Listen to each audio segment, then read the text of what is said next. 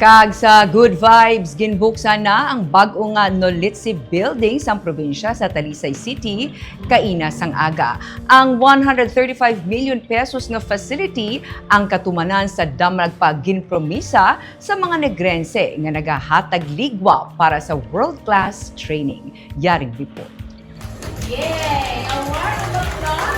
Ginsaksihan hindi lamang sa mga local officials kag mga local stakeholders ang opisyal nga pagbukas sang bag-o nga Global Campus kag Innovation Hub sa Negros Occidental Language Information Technology Center sa matab-ang sa Talisay City kaina, kundi pati man sa mga partners sini abroad. May 3 ka mga building nga natukod sa 2.5 hectares nga propiedad nga gin-donate sang pamilya ni Antonio Montinola. Mayara sang main building, dormitory para sa mga estudyante kag foreign language building. Ang mga laboratories nga nagaserbe nga classrooms sa mga estudyante ang na-design kag na-equip santo sa kinahanglanon sang kurso nga ginaeskwelahan. Pila sa aton nga nabisitahan ang robotics lab, esports lab, ang computer-aided design lab kag ang animation lab.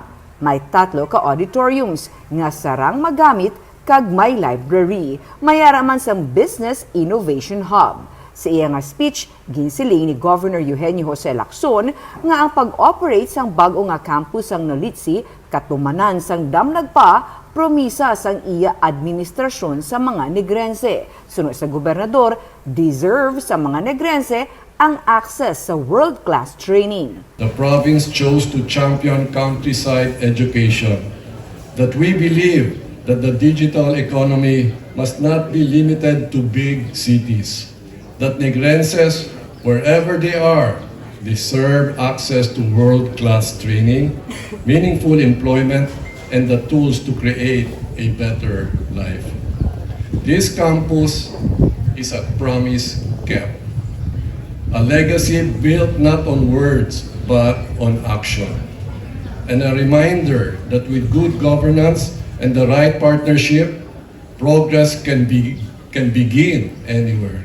Sa programa, isa ka Memorandum of Agreement ang ginlagdaan upod sa International College of Advanced Education gikan sa Northern Territory sa Australia para sa global collaboration kasubong man ang para sa nagapadayon nga scholarship program sa idalom sang Study Now, Pay Later scheme upod sa gihapon sa International College of Advanced Education kag Alana K. College. Just a really simple analogy for me about the economic benefit to this province from the work that the government has been doing here today.